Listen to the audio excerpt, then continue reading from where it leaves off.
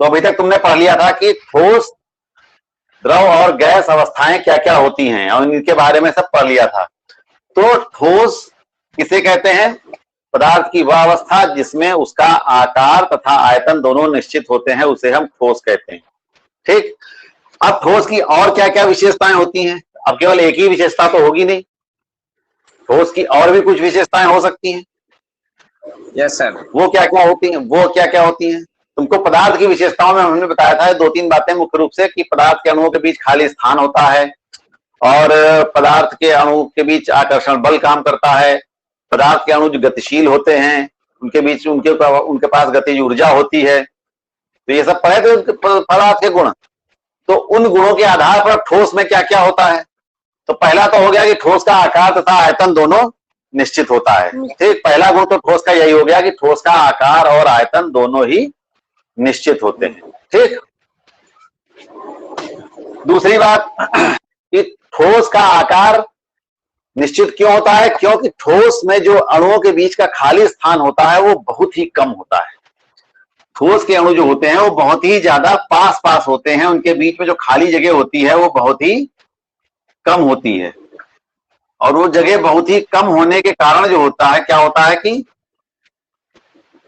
इनके बीच जो लगने वाला आकर्षण बल है वो बहुत ही ज्यादा होता है। अगर बीच में जगह कम होगी, जैसे यहाँ पर जगह दिख रही, यहाँ दिख रही, यहाँ पे दिख रही, यहाँ पे दिख रही, तो बीच में जो जगह दिख रही है ये बहुत कम होती है। ठीक है। तो अणु जो होते हैं वो आपस में एक दूसरे से सटे रहते हैं, एकदम चिपके रहते हैं। तो दूसरी बात क्या हुई ठोस पदार्थ की विशेषता क्या हुई कि ठोस पदार्थ में जो अंतरा अणुक स्थान होता है वो बहुत ही कम होता है। दूसरी बात क्या हुई? अंतरा अणुक स्थान, ठोस के अणुओं में अंतरा अणुक स्थान बहुत कम होता है। ठीक। ठोस के अणुओं के बीच जो खाली जगह होती है, रिक्त स्थान जो होता है वो बहुत ही कम होता है। तीसरी बात, जब रिक्त स्थान कम होगा तो क्या होगा? आकर्षण बल ज्यादा होगा। आकर्षण बल के बारे में बताया था, वह बल जो जिस बल के कारण अणु जो होते हैं एक दूसरे को अपनी ओर खींचते हैं, तो वो बल जो होता है वो बहुत ही ज्यादा होता है। तो बहुत ज्यादा होने के कारण क्या होता है? अणु जो होते हैं वो एक दूसरे से चिपके रहते हैं। तो जब एक दूसरे से चिपके रहेंगे तो क्या होगा? उनके बीच आकर्षण बल क्या होगा? बहुत ज्यादा होगा। तो उनका जो आकर्षण बल होता है, अणुओं के बीच आकर्षण बल या अंतरा अणुक आकर्षण बल बहुत अधिक होता है। ठीक। ये दोनों चीजें एक दूसरे की उल्टी होंगी। अगर अंतरा अणुक स्थान बहुत ज्यादा है तो बल बहुत कम होगा, लेकिन अगर अंतरा अणुक स्थान बहुत कम है तो बल जो होगा बहुत ज्यादा होगा। तो इसी कारण से देखो, बल जब बहुत ज्यादा होगा तो हम ज्यादा करीब आ जाएंगे। जब ज्यादा करीब आ जाएंगे तो क्या होगा? उनके बीच की दूरी, ये खाली जगह जो होगी वो क्या होगी? वो कम हो जाएगी। तो जब बल ज्यादा होगा तो स्थान कम होगा, उनके बीच का जो खाली स्थान है वो क्या होगा? वो कम होगा। ठीक है। तो तीसरी बात ये हो गई। चौथी बात कि अणुओं में गतिज ऊर्जा तो होती है, पदार्थ के अणुओं में गतिज ऊर्जा होती है, तुमको बताया था। तो पदार्थ के अणुओं में गतिज ऊर्जा होती है, लेकिन जो ठोस के अणु होते हैं वो गति करते समय अपना स्थान नहीं छोड़ सकते हैं, यानी अपने स्थान से खिसक नहीं सकते हैं। तब वो क्या करते हैं? वो अपने स्थान पर रह करके ही गति करते हैं। इस प्रकार की गति को कहते हैं कंपन गति। यानी ठोस के अणु गतिशील नहीं होते हैं, परंतु अपने स्थान पर रहकर अपने स्थान पर ही कंपन कर सकते हैं, कंपन गति कर सकते हैं। ठीक। तो अणु क्या करते हैं? जैसे हम यहां खड़े हैं तो अपना स्थान अगर ना छोड़े, तो हमने बताया तुमको जैसे करके अपने हाथ हिला सकते हैं, गर्दन हिला सकते हैं, पलकें झपका सकते हैं, आगे पीछे झुक सकते हैं, लेकिन हमारे पैर उसी जगह पर रहेंगे, यानी हम अपना स्थान नहीं छोड़ेंगे। तो उसी प्रकार से ठोस के अणु जो होते हैं वो आपस में इतने ज्यादा बंधे रहते हैं कि वो अपना स्थान नहीं छोड़ पाते हैं, लेकिन अपने स्थान पर ही रह के कंपन कर सकते हैं, हिल डुल सकते हैं थोड़ा बहुत, लेकिन वो अपना स्थान बदल नहीं सकते हैं। तो इस प्रकार की गति कहलाती है कंपन गति। अगला ठोस का गुण क्या होता है कि ठोस बह नहीं सकते हैं। जैसे पानी बह जाता है, दूध बह जाता है, मिट्टी का तेल बह जाता है, अगर उसको पानी जमीन में गिरा दे तो क्या होगा, बहने लगता है, बहने लगता है ना। Yes sir. तो लेकिन ठोस क्या होगा, वो बह नहीं सकता। अगर एक ईंटा कहीं पर रखा हुआ है, उसको छोड़ दो तुम जमीन पर, तो क्या वो बहने लगेगा? No sir. बताओ, वो बहने लगेगा अपने आप पानी की तरह? नहीं बहने लगे। क्यों?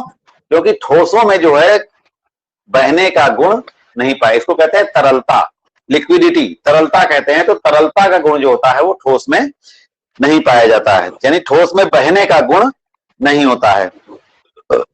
अगला छठा लक्षण क्या है ठोस के बारे में कि ठोसों पर तापमान और दबाव का बहुत ही कम असर पड़ता है, यानी गर्म करने पर भी सभी ठोसों में तापमान का कोई प्रभाव नहीं पड़ता है और उस पर दाब का भी कोई प्रभाव नहीं पड़ता है। ठीक है, तो यानी वो पड़ता भी है तो बहुत कम पड़ता है। तो ये कुछ ठोस की विशेषताएं हो गई, 5-6 विशेषताएं कुछ ठोस के बारे में। ठोस के लक्षण क्या क्या होते हैं तो वो सब हो गए। समझ में आया ठीक से? Yes sir. क्यों? Yes sir. तो अब दूसरी बात, दूसरी अवस्था कौन सी है? द्रव। द्रव द्रव अवस्था। द्रव अवस्था का पहला लक्षण क्या होता है कि द्रव वे पदार्थ होते हैं जिसमें इनका आकार निश्चित नहीं होता है परंतु आयतन निश्चित होता है। तो पहला लक्षण क्या होगा द्रव का? द्रव का पहला लक्षण आकार अनिश्चित। निश्चित, निश्चित नहीं को अनिश्चित भी कह सकते हैं। आकार अनिश्चित तथा आयतन निश्चित। आकार अनिश्चित होता है परंतु आयतन निश्चित होता है। पहला गुण किसी भी द्रव का पहला गुण यही होता है कि उसका आकार निश्चित नहीं होता है परंतु आयतन निश्चित होता है। दूसरा गुण क्या होता है? अब फिर बात दूसरे गुण पर हमेशा बात आएगी उसके बीच के खाली स्थान की। तो जो द्रव के अणु होते हैं उनके बीच में जो खाली जगह होती है, जो अंतरा अणु का स्थान होता है, वो स्थान ठोस की तुलना में कुछ ज्यादा होता है। ठोस की तुलना में अणु जो होते हैं वो कुछ दूर दूर होते हैं, ऐसे होंगे, थोड़ा बहुत दूर दूर होंगे। जैसे ये कोई बर्तन है, बर्तन में पानी भरा हुआ है तो पानी के अणु जो होंगे वो दूर दूर होते हैं, ज्यादा करीब करीब नहीं होते हैं। तो यानी इनके भी अणुओं के बीच जो खाली जगह होती है वो ठोस की अपेक्षा कुछ ज्यादा होती है। ठोस में क्या होता है, बहुत अणु सटे रहते हैं तो उनके बीच की खाली जगह जो होती है वो बहुत कम होती है। लेकिन द्रव पदार्थों में जो अणुओं के बीच का जो खाली स्थान होता है, जो रिक्त स्थान होता है, वो ठोस की अपेक्षा कुछ ज्यादा होता है। ठीक, अणुओं के बीच की खाली जगह जो होती है वो ठोस की अपेक्षा कुछ ज्यादा होती है। तो यहां क्या लिखेंगे? अणुओं के बीच रिक्त स्थान ठोस से अधिक और साथ ही साथ गैस से कम। हाँ, गैस से कम होता है। तो जो खाली जगह होती है वो ठोस की अपेक्षा तो ज्यादा होती है लेकिन गैस से कम होती है। इसका मतलब गैस में जब पढ़ेंगे हम तो क्या होगा, गैस में सबसे ज्यादा होगी।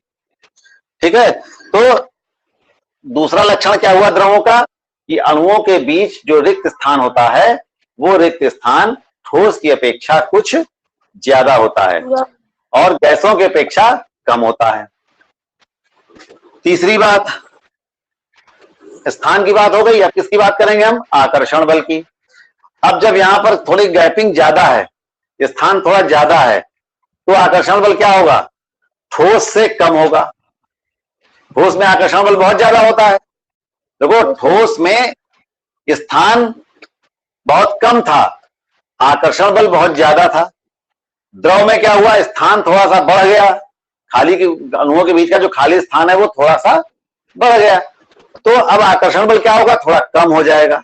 यानी ये आकर्षण बल जो होगा, अणुओं के बीच लगने वाला आकर्षण बल जो होगा, जो उनको अपनी ओर खींचने वाला बल होगा, वो बल जो होगा वो ठोस की तुलना में कुछ कम होगा। ठोस में बहुत ज्यादा होता है तो इसलिए अणु जाके चिपक जाते हैं एक दूसरे से, लेकिन द्रव में क्या होगा, उतना नहीं होगा, कुछ कम होगा, जिससे कि अणु एक दूसरे से चिपकेंगे नहीं। तो आकर्षण बल जो होता है, अणुओं के बीच आकर्षण बल, अणुओं के बीच आकर्षण बल क्या होगा, ठोस से कम, ठोस से कम तथा गैस से अधिक होता है, तथा गैसों से अधिक होता है। तो तीसरी बात आ गई आकर्षण बल की। पहली तो होगी उसके आकार और आयतन की, दूसरी बात हमेशा बताई जाएगी उसके रिक्त स्थान की, उसके बीच के जो अणुओं के बीच का जो खाली स्थान है उसमें क्या स्थिति है, और तीसरी बात उसके अणुओं के बीच का जो आकर्षण बल है वो क्या है। हमेशा ध्यान रखना, जब भी स्थान ज्यादा होगा आकर्षण बल कम होगा। ठीक। चौथी बात, द्रवों में बहने का गुण होता है, द्रव बह जाते हैं ना, बहने का गुण पाया जाता है, यानी तरलता होती है, इसको हम तरलता कहते हैं, लिक्विडिटी कहते हैं। ठोस में बहने का गुण नहीं पाया जाता है, ठोस नहीं बह सकते हैं, लेकिन द्रव जो होते हैं वो बह सकते हैं। ठीक है। और बहने की क्रिया हमेशा किधर होगी, नीचे से कि ऊपर की ओर होगी, कि ऊपर से नीचे की ओर होगी, ऊपर से नीचे की ओर। हमेशा ढाल की तरफ पानी बहता है ना, जिधर की तरफ ढाल होगी, ढाल मतलब इधर की तरफ नीचा होगा, उधर की तरफ तो पानी बहेगा हमेशा। तो ये द्रव में बहने का गुण जो होता है वो हमेशा किधर होता है, ऊपर से नीचे की ओर। द्रव जो होते हैं वो सदैव ऊपर से नीचे की ओर बह सकते हैं, और इसी कारण से हम इनको जिस बर्तन में रखा जाता है उसी का आकार ग्रहण कर लेते हैं, जिधर जगह मिलती है उनको उधर ही फैल जाते हैं अपना, और इसीलिए उसका आकार जो होता है वो बदल जाता है। फिर चौथा लक्षण क्या होता है, पांचवा लक्षण होता है कि इन पर ऊष्मा तथा दाब का प्रभाव ठोस की अपेक्षा कुछ ज्यादा पड़ता है। मतलब ठोसों पर तो दाब और ऊष्मा का ज्यादा प्रभाव नहीं पड़ता है, लेकिन इनके ऊपर कुछ प्रभाव पड़ता है। तो पांचवा लक्षण हो गया कि द्रवों में ऊष्मा तथा दाब का प्रभाव ठोस की अपेक्षा कुछ अधिक पड़ता है। फिर द्रव के अणु जो होते हैं ये बह सकते हैं, तुमने बताया कि द्रव बह सकता है, नहीं, अणु जो होते हैं गतिमान होते हैं, यानी ये अणु जो होते हैं वो अपना स्थान छोड़ सकते हैं। ठोस के अणुओं में क्या बताया था कि ठोस के अणु इतने ज्यादा अपने पास बंधे होते हैं कि वे अपना स्थान छोड़ करके दूसरी जगह नहीं जा सकते हैं, लेकिन जो द्रव के अणु होते हैं उनके बीच में इतनी खाली जगह होती है कि वो इधर उधर खिसक भी सकते हैं, और इधर उधर खिसक जाते हैं, इसीलिए इनका आकार बदल जाता है।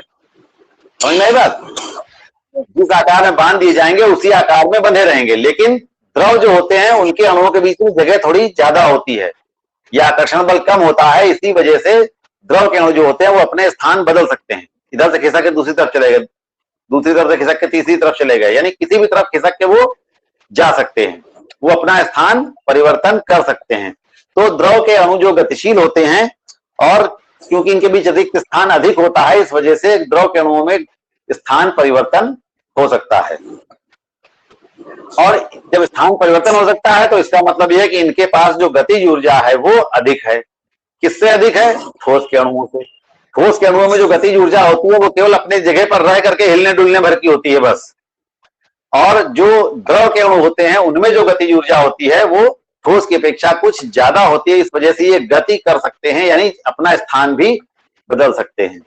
तो ये कुछ विशेषताएं होती हैं द्रव पदार्थों की। तो द्रव पदार्थों की भी ये सब विशेषताएं समझ में आई। सर फिर अब तीसरी अवस्था आती है गैस अवस्था। अब यही बात है जो देखो, सभी प्रकार की अवस्थाओं में जो गुण हैं वो वही हैं, बस उनमें क्या क्या फर्क पड़ा ये तुमको बताना है बस। गैस अवस्था, अब गैस अवस्था में क्या होता है, पहला लक्षण क्या होता है गैस का, कि उसका आकार और आयतन दोनों ही निश्चित नहीं होते हैं। ठीक, पहला लक्षण तो ये हो गया कि आकार तथा आयतन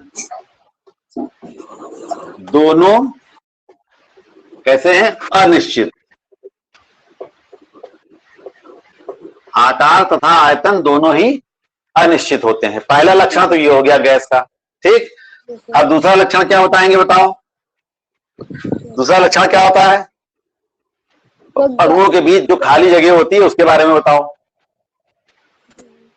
ठोस में बहुत कम थी, द्रव में उससे कुछ ज्यादा थी ठोस से, अब गैस में क्या होगी, सबसे ज्यादा और ज्यादा हो जाएगी, और ज्यादा हो जाएगी। गैस के अणु जो होते हैं, जैसे बर्तन में रखा जाए तो गैस के अणु बहुत दूर दूर होते हैं। गैस के अणु जो होंगे वो बहुत ज्यादा दूर दूर होते हैं, उनके बीच जो खाली जगह होती है वो बहुत ही ज्यादा होती है।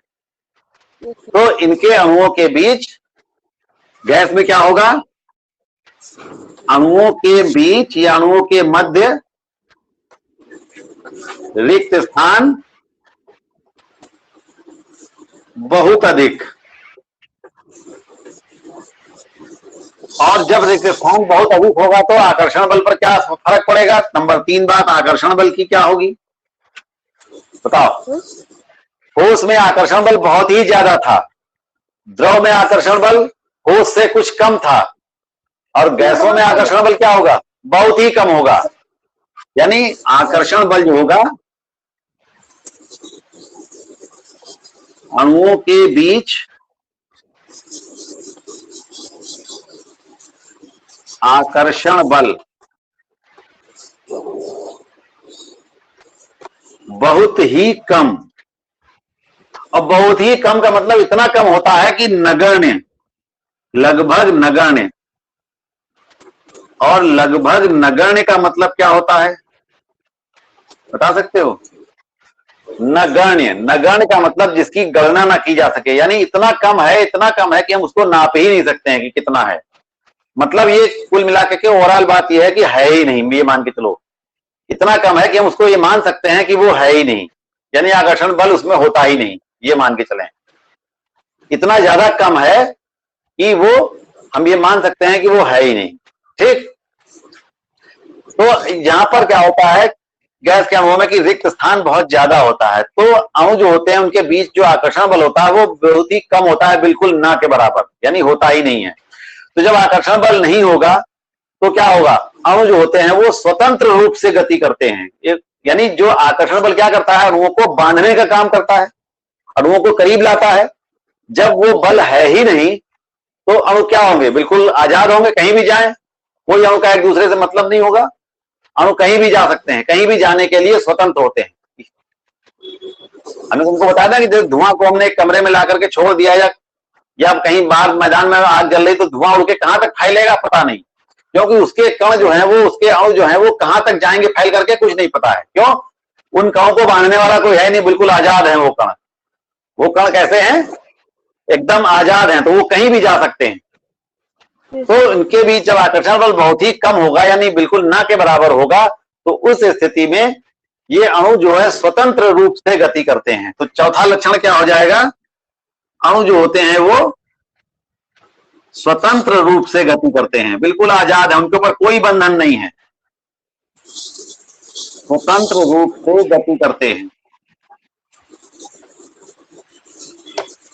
और इनकी गतिज ऊर्जा भी बहुत अधिक होती है, क्योंकि जब बिल्कुल स्वतंत्र रूप से गति करेंगे तो कहीं भी गति करेंगे, कहीं भी चले जाएंगे और बहुत तेजी से चले जाएंगे। तो इसलिए इनकी क्या होगा, गतिज ऊर्जा, अगला पॉइंट बना दो इसमें कि गतिज ऊर्जा बहुत अधिक होती है, गतिज ऊर्जा बहुत अधिक होती है। तो गैस के अणुओं में जो होता है वो गतिज ऊर्जा जो होती है वो बहुत ही अधिक होती है।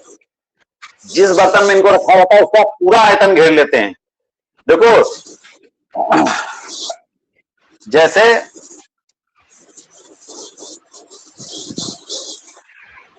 ये एक बर्तन है और एक बर्तन ये है, इसमें अगर हम 10-20 मिलीलीटर पानी भरेंगे तो मान लो वो इतना ही भरेगा, केवल मान लो 10 ml हमने पानी डाला, इसमें 10 ml पानी भरा इसमें, तो इस बर्तन में क्या होगा, पानी इतना ही भरेगा केवल, ठीक, बाकी बर्तन खाली रहेगा। लेकिन अगर हम इस बर्तन में 10 मिलीलीटर गैस भरें, अगर 10 मिलीलीटर गैस भरे तो क्या होगा, वो गैस इस पूरे बर्तन में भर जाएगी। वो गैस जो होगी वो बर्तन को पूरा भर देगी। इतना नहीं भरेगा कि थोड़ा सा भरे, जितना भर पाए, होगा ना। इसकी मात्रा भी 10 मिलीलीटर है, इसकी मात्रा भी 10 मिलीलीटर है, लेकिन द्रव जो होगा वो केवल इतने हिस्से में आएगा और गैस जो होगी वो पूरे में फैल जाएगी। यानी जितने भी मात्रा होगी वो पूरे में फैलेगी हमेशा। जिस बर्तन में भी रखा जाएगा वो पूरा बर्तन भरेगी हमेशा। ये नहीं होगा कि एक कोने में थोड़ा सा हिस्सा गैस का रहे, बाकी हिस्सा जो है हवा रहे, ऐसा नहीं होगा। समझ में आई बात। तो गैसों को जिस बर्तन में भी रखा जाता है ये उसका पूरी जगह घेर लेते हैं। द्रव जो होते हैं वो पूरी जगह नहीं घेरते हैं, लेकिन गैस जो होती है वो पूरी जगह घेर लेती है। आई बात समझ में। गैसों को जिस बर्तन में रखा जाता है वो पूरी जगह घेर, इसलिए इनका कोई आकार निश्चित नहीं है, कोई आयतन निश्चित नहीं। कितनी जगह घेरेंगे पता नहीं। अगर इतनी ही गैस को और बड़े बर्तन में रखेंगे तो वो भी बर्तन पूरा ही भर जाएगा, ठीक है। अगर इतनी ही गैस को 10 मिलीलीटर गैस को हमने इसमें रखा तो ये बर्तन पूरा भर गया। इससे बड़ा बर्तन कोई लें, उसमें भी उतनी ही गैस डालें तो वो भी बर्तन पूरा भर जाएगा।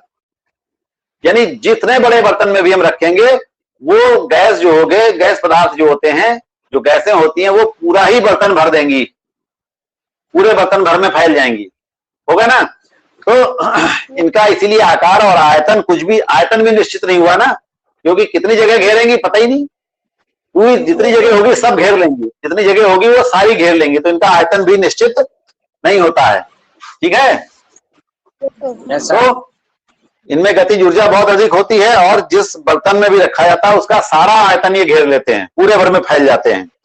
और इन अणुओं, गैस के अणुओं में दाब और तापमान का प्रभाव सबसे अधिक पड़ता है। अगर गैसों को हम गर्म कर दें तो वो और तेजी से फैल जाती है, उनकी अणुओं की गति जो होती है वो और ज्यादा बढ़ जाती है, वो और तेजी से फैलने लगती है।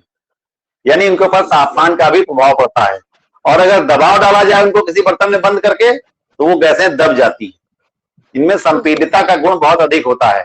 गैसों को बहुत अधिक दबाया जा सकता है, ठोस को बिल्कुल नहीं दबाया जा सकता है या बहुत कम दबाया जा सकता है, और द्रवों को थोड़ा बहुत दबाया जा सकता है। तो ठोसों पर दाब का प्रभाव सबसे कम पड़ता है, द्रवों पर दाब का प्रभाव ठोस की अपेक्षा कुछ ज्यादा पड़ता है, कुछ और ज्यादा दबाए जा सकते हैं।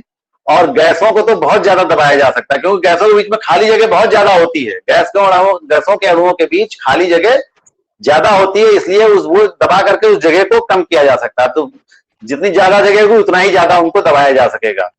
तो गैसों को बहुत अधिक भी दबाया जा सकता है, यानी इन पर ताप और दाब दोनों का ही प्रभाव बहुत अधिक पड़ता है। और इन गैसों में विसरण की गति जो होती है वो बहुत तेज होती है, बहुत तेजी से फैलती हैं गैसें। क्यों? क्योंकि इनके पास गतिज ऊर्जा बहुत ज्यादा होती है, इनके में अणुओं के बीच आकर्षण बल बिल्कुल नहीं होता है, तो ये बिल्कुल स्वतंत्र रूप से गति करते हैं, कहीं भी बड़ी तेजी से फैल जाते हैं। तो गैसें जो होती हैं इनमें विसरण की क्रिया जो होती है, वो फैलने की क्रिया जो होती है वो बहुत ही तेजी से होती है, ठीक है। तो ये सब कुछ गुण हो गए गैसों के। तो ये तीनों प्रकार के पदार्थों के गुण समझ में आए ठीक से? Yes sir. अगर इसमें अभी कुछ ना समझ में आया हो तो बताओ, बताएं। 8th का 4th पॉइंट, 8th का 4 पॉइंट, क्वेश्चन 8th का 4 पॉइंट। तो इतना सब समझ में आ गया? Yes sir. Yes sir. ठीक है, आज तो इतना ही रखते हैं, इसके आगे का हिस्सा फिर अब कल पढ़ाएंगे, ठीक है? Yes sir.